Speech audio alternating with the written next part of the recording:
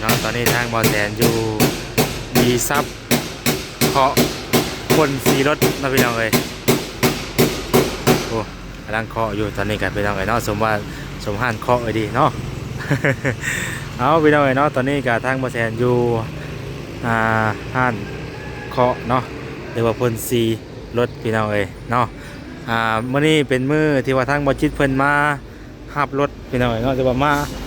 สมองรถใหม่เพิ่นมาจากบาทนี่เนาะตัวเนาะเอาเนาะสบายดีเด้อพี่น้องเด้อเนาะสบายดีก็ทุกคนพี่น้องเอ้ยผมกับช่องบ่อแสนอีกแล้วเนาะตอนนี้อยู่เซโนพี่น้องเอ้ยเนาะมาพาบ่จิตเพิ่นมา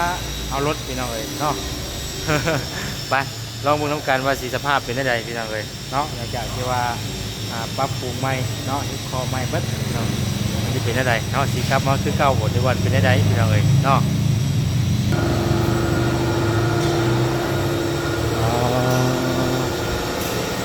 พี่น้องเอ้ยตัวใหม่กูเก่าเลยบาทนี่เนาะเบิ่งบ่ออกเลยฮะ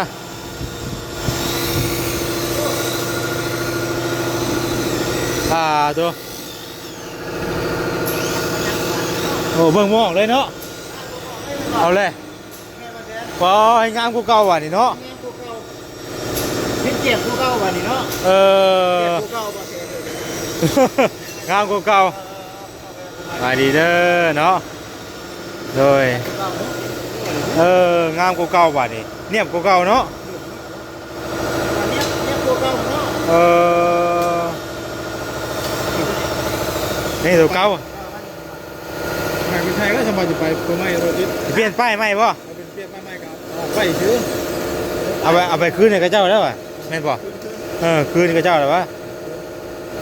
บอลเป็นป้ายใหม่ดิตัวนี้มันออกเลยตัวนี้เนาะข้าวกูใช้ก็ได้เนาะฮะไปให้ทางด้านผ่านได้เขาจะไปยิ่งใบใหม่บอกว่าต้องใช้เนาะจะไปใช้ยังจะเอาป้ายใหม่ใช้อยู่มันแสดงว่าอะไรป้ายใหม่มาแบบนี้นะป้ายตัวนี้มันออกมาเนี่ยว่าเป็นชื่อยังบัตรนี่ชื่อไฟแนนซ์คือเก่ามันป่ะอ๋อไปซื้อไฟแนนซ์แต่ว่าหากเป็นป้ายแข่งสวรรค์เขตบัตรนี่นะอ๋อจากคำมวลว่าเป็นสมรเขตถือว่าถอนโอนได้นะว่าอะไรกันเนาะทุกที่เนี่ยมีดอกบัตรเนาะโหเนียบกูเก่าแล้วบัตรนี่ถ้าสิว่าใหม่เนาะใหม่เลยดิตัวแต่ว่าอย่าไปลองอีกใจอย่าไปลองอีกใจกินนี่มันลองมึงชื่อกินนี่นะตัวเนาะใหม่คือเก่านี่แต่ว่าตัวนี้มันเอาตัวเก่าใส่แกะออกแล้วมาใส่มันเป็นครอบมันเฉยๆเด้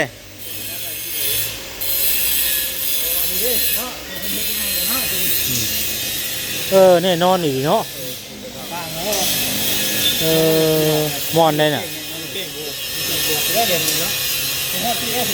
เนี่ยมันเนี่ยมาใหม่ว่าสิวะนะบ่เห็นเลยบ่ฮู้เลยว่าเป็นอะไรพูดแต่มองนี่ได้เนี่ยแนวตัวนี้มันเป็นบ่ได้ตัวนี้มันขูดเด้ขูดเนาะตัวนี้ได้นี่บุ้มเลยแบบเงินจิ๊บแล้วที่มันให้กันเด็กกับบ้าแล้วกับแม่เงินนั่นมาที่นี่เดือดงงมากเลยมีคันเงาได้เนาะอ๋อทำมาเมื่อนั้นดิโอ้ตาเนาะโอ้แน่นอนดิเนาะเฮ็ดสีรถประจันมันก็มาเฮ็ดอยู่นี่แล้วรถประจันนะถ้าสิเนียมบ่เงาคักเลยสีรถเพราะว่าเอาเฮ็ดสีใหม่มันก็งามมันบ่ได้เงาเดือดเด้เครื่องปั้นเพิ่นก็มือสิว่ามือปั้นคือเฮาวะก็แบบเซ็ตบ่เสร็จมันแห้งบ่ถึงเนี่ยบ่เก่าบัดนี้เนาะบ่ได้มีเงินสดมีหยังออกมาเลยบ่บัดนี้บ่ได้โพเลยบัดนี้เนาะโอ้ประเทศไทยคักดีขายบางอยู่กระโปรงขายบางอยู่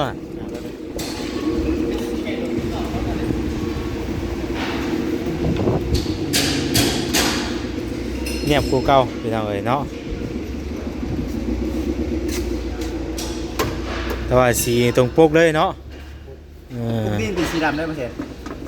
สีดำได้เนี่ยทางพ่อเขาเจ้าจังเบิ่งออกเวลาอันว่ารถแบบว่านั่นนี่ชนมาแหละเนาะ ต่างแล้วบ่ เอามันก็ต่างกันได้บ่เยอะ ดีแล้วเนาะนี่ เอา เนาะ มันใหม่เด้ตัวนี้มันใหม่ตัวนี้มันใหม่หมดอ่ะ มันกินกันเนาะ มัน ตัดกัน เพิ่นว่าเฮาใช้งานเราโดนไปเพิ่นแล้วมันจังสิบ่ฮู้มันเก่าไว้นํกันบ่เด้เตี้ยอันนี้คือโอ้เนาะ เยอะนี่ตา แน่นอนนี่เดียว เดือดจานโบเต๊กนี่ เพิ่นให้หมองนี่บ่ แม่ตัวนี้ได้ เพิ่นจะเฮ็ดแบบเนียมแน่นอนนี่เนาะ ตัวนี้ เมื่อยยังอ่ะ มองว่าได้นี่มือไม่ได้ไข่ โอ้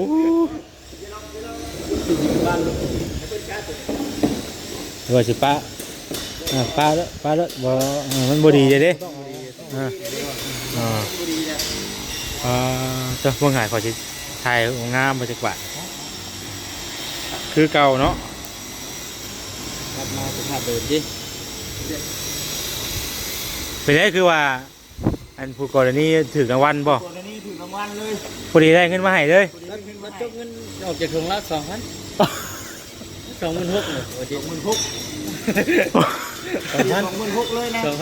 2,017 ตั้งดวงดีนี่แหละกันเนาะ ล้าน มาพร้อมกันกับช่วยกับดวงดีนะว่าแล้วกันเนาะ 18ล้านก็หาแสนกีบ เว้ากันมื้อนั้นว่าเดี๋ยวค่อยมื้อหาเงินกันก็อาจจะมื้อสองมื้อแล้วว่ะ แล้วว่าจะกำลังสิขายควายเหรอขายควายเยอะ โอ้ยเนาะหรือว่าแบบดวงเราดี นี่นะตัวนี้ก็ดีแกมเฮงนะ แม่น ดีแกมช่วยนี่ก็น1ำบ่164มันออกเลข3ตัวอ่ะ 331 มันดีนี่เนี่ย31 ป้ายกับผู้ดีแล้วออกมาเอามาบ่ได้กับเพิ่นเอาสิเอาป้ายออกให้กันก็เอาดีๆกว่าเนาะ แม่นอยู่ เอาให้ตกใจก็แล้วเอาสิเอาป้ายออกให้กันเปลี่ยนป้ายใหม่ก็ตกใจก็แล้วมันเป็นได้ป้ายใหม่น่ะ ไม่เป็นป้าย เลขมันน่ะ 9052 โอ้5ช่องบัดนี้เนาะจาก64เป็น5ช่องบัดนี้ เดี๋ยวที่ไปให้เจ้าเปลี่ยนมื้อนี้แล้วแหละ เปลี่ยนแล้วต้องได้เปลี่ยนใหม่เบิด อันนี้นี่อย่างไปหามื้อนี้ให้มันแล้ว เพราะเพิ่นก็ไวดีได้เนาะ ไปอยู่เนาะ ไวนั่นนี่แต่ว่าสภาพ อย่างตีนปุ๊บ เพราะว่าบ่ได้ทางเรื่องจักน่ะบ่ได้มีผลกระทบอีหยังหรอก มันชุยก็ไม่ได้มาชุย มันขึ้นแน่นกูเก่าบัดนี้เนาะ ว่าอยู่ว่าเนี่ยเข้าได้ล่ะ โอ้เนี่ย มันคืออยาก เอาอย่างโค้งอ่ะนะเนียบกูเก่าเนาะแต่ว่าสร้างเพิ่นเฮ็ดดีเนาะข้ามตัวนี้ได้จ้ะข้ามนี้ก็ตรงเป๊ะ ปีแล้ว เออแน่นอนแต่ว่าโลโก้มันนี่ตัวเก่านี่ ตัวนี้ตัวเก่า เพราะว่าเพิ่นสร้างมามันอาจจะมีแต่โค้งแบบนี้ซื้อ แม่น โค้งตัวนี้ก็ได้มันเป็นตัวเสริมเด้สมมุติเขาอยากเปลี่ยนมันก็เปลี่ยนได้เด้พวกนี้น่ะ เราบอกว่าปกติมันเป็นสีดำเบิดเขามาของข้างในเป็นสีดำเบิดเหรอ อ๋อแสดงว่ามาพ่นสีเอาอีกอันนี้นะโอ้ถ้ามันสิบ่เข้ากันเนาะ เอาไม้แบบไหนกันเป็นสีดำเบิดมาก่อนน่ะ แม่นอยู่ได้ยินทุกชิดว่าอยู่สลายมันจะเป็นสีลักษณ์คือสีดำสีดำนี่มันสามารถเฮาเฮ็ดสีได้ทุกอย่างเด้สีหยังก็เฮ็ดได้บัดนี่มาจากโรงงานสีดำ เฮา โรงงานเป็นสีดำแบบนี้ เฮาสิเอามาเปลี่ยนเป็นแปลงเฮาจะเอามาเปลี่ยนเป็นสีแดงมันก็ได้เบิดเด้ อันนี้เนาะต่างหากเพิ่นก็เปลี่ยนตัวนี้คือเราเป็นหน้า ตัวนี้มากับเองเลยตัวนี้ มากับเดียวเลยตัวนี้ นี่กับตัวนี้ โอ้ถือว่าทั้งเงินได้จ่ายไปเรียบร้อยแล้วป่ะ เดี๋ยวจ่ายเงินแล้วจังสตาร์ทบ่สตาร์ทบ่กันแม่ จะตายมันก็ได้ ลองตาที ลองร้านทุกอย่างนะ เอามังกรเนาะก่อนจะออกจากห้านไปดูยังไง เด้อพ่อแม่พี่น้องเด้อ โอ้เดือมกูเก่าเนาะ เรื่องเนาะเรื่องผู้เก่าเถอะ เพราะเป็นคัดได้ดิคือรถเฮาแบบว่าเฮาไปมีห้อยมีอย่างอะไรเป็นกับคัดไหนได้สมมติว่ารถเฮาน่ะเฮาขับไปโดนน่ะมันมีห้อยขีดขวดอย่างหลายอย่างอะนะเฮามาเฮ็ดก็ได้เนาะให้ได้มีเงินให้เพิ่นเนาะ บ้านพันไปเอามาแจกฝาก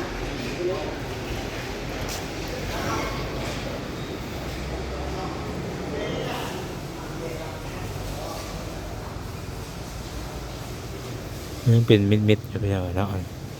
เป็นมิดๆห้อยฝนสี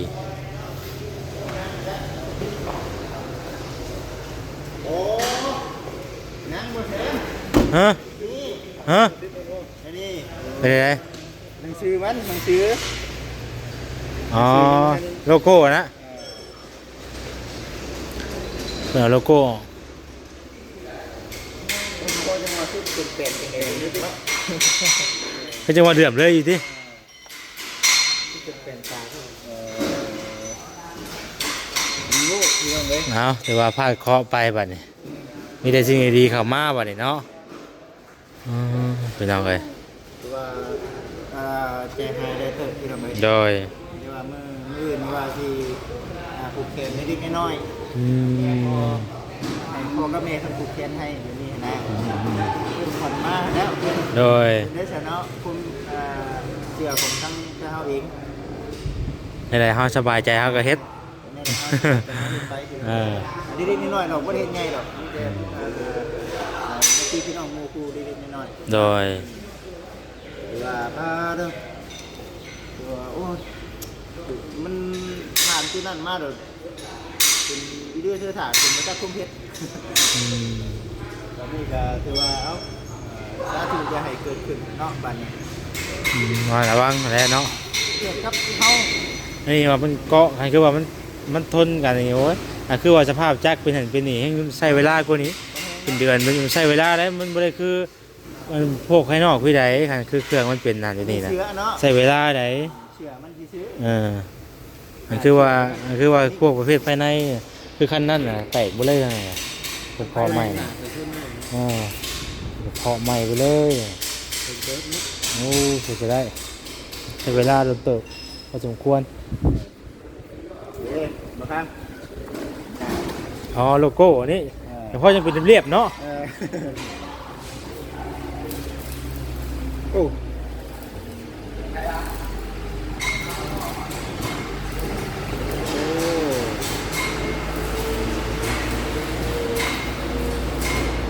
จ๋าเหมือนกันเนาะมาแปะสิลูกเรียบร้อยยังมีลูกเลย รูปไม่มีรูปอีกเล่นนิดนึง ที่จะจ๋าเนาะ มันถูกก็ได้วะเนาะ อยู่เลยอยู่เลยบ่อยู่เลย เอาไปกันอยู่แล้วเนาะ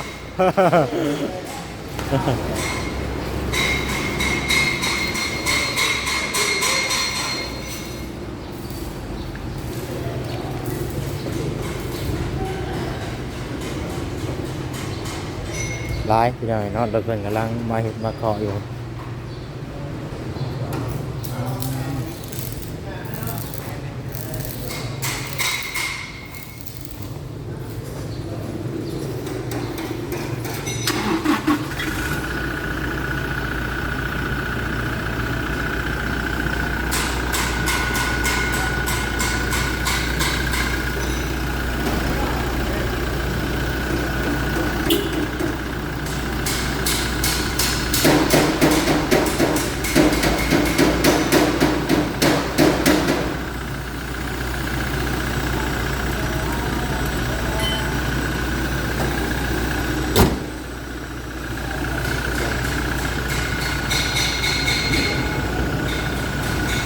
ไหนเนาะวันนี้มันถ่ายอย่างนี้เนาะ มันบริเกียร์กับแจ็คเนาะ วันนี้อันนี้มันต้องออกไปชื่อ เกือบเนาะนี่กันเนาะ โอ้คันตาแต่งอยู่ว่าชีนักเลยกูนี่อยู่ สองตู้เออ นี่แหละถ้าว่ามันนักกันตัวนี้แหละเนี่ยมันมีแต่ตัวนี้ซื้อได้ครับคือว่าบวกนี่ประมาณก็ว่าห้อมแจ็คกัน3-4-5หมื่นมันแจ็ค40,000เนาะมา40,000แจ็ค30,000ปลายวะ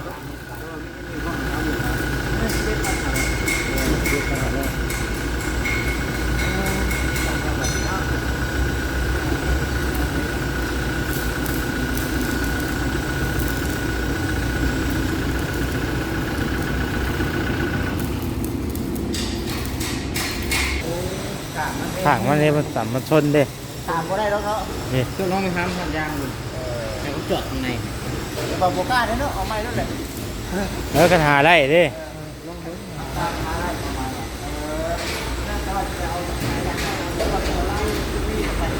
ม ว่าน้ำทางสร้างเพิ่นนั่นแหละ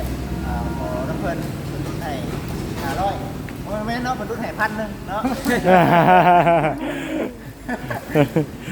เฮ้ยช่างมันแม็กมีแต่2,000มันจะเอาโทรหามันเนาะ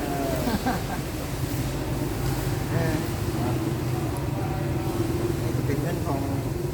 ผู้กรณีเพิ่นจ่ายมาดอกเนาะ แต่ว่าเป็นการที่ว่ามาทำไปซ่อเรียบร้อยแล้วเนาะเมื่อวานนี่เนาะอืม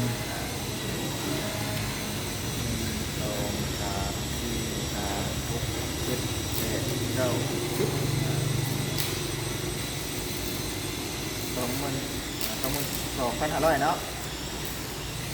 อีก500อะไรก็3,000เนาะอันนี้ก็สิเอาไปซื้อยางที่ต้องไปบัดนี้ คือยางหัวยังยางได้เนาะ เอายางไหม้รถแหละมอหลบแตกดีบอไปแล้ว กับมัน ต้องไปด่ามันหรอก แต่ว่ามีขายแบบว่าตีนหนึ่งเนาะ จาก เนี่ยเยี่ยมมันยาก เพิ่นว่า แล้วถามบางไรห้านเบิ้งเนาะ งานเพิ่นว่ามีขายอยู่ จะมีบางเทื่อเพิ่นกะ กิ่งหนึ่งเลย กิ่งหนึ่งบ่ กิ่งหนึ่ง หากไล่มันจะถือกันบ่เท่านั้นแหละ นั่นปัดว่าจะบอกกิ่งหนึ่งตัวสูตรทุกกิ่งเลยเดี๋ยวเอากิ่งหนึ่งกิ่งหนึ่งก็ เอาว่าไล่มันตรงกันกับใครอยู่ 2กิ่งประมาณ เขาก็ขายแพงกว่าเนาะ คนละกิ่ง4กิ่งนี่ก็5ได้เพิ่นว่ามันกิ่งเดียวขาย5,000 6,000นะ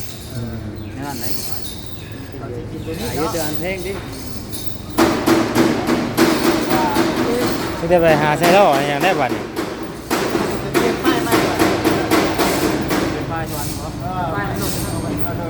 เอาผมมากุญแจสร้างอะไร โอเคเข้าใจหลายได้สร้างเด้อโดยถือว่าไล่รถใหม่คือเก่าใหม่กูเก่าบัดนี้ อย่างเลยเนาะไล่รถใหม่กูเก่าฮะ เป็นเหลืองเป็นเงาอยู่ โอ้ยเนาะเงาคักอีดี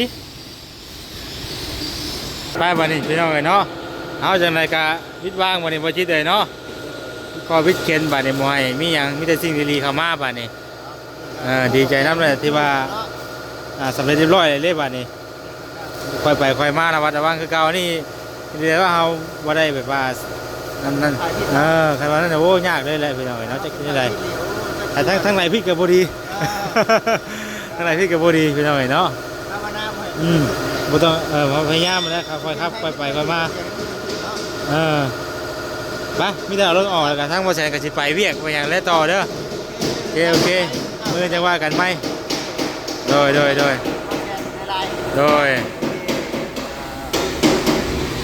ไปพี่น้องเอ้ยเนาะเดี๋ยวว่าเรียบร้อยแล้วบัดบ่คัดเงาอีกบ่นี่ให้เป็นคัดให้ไหมเด้อ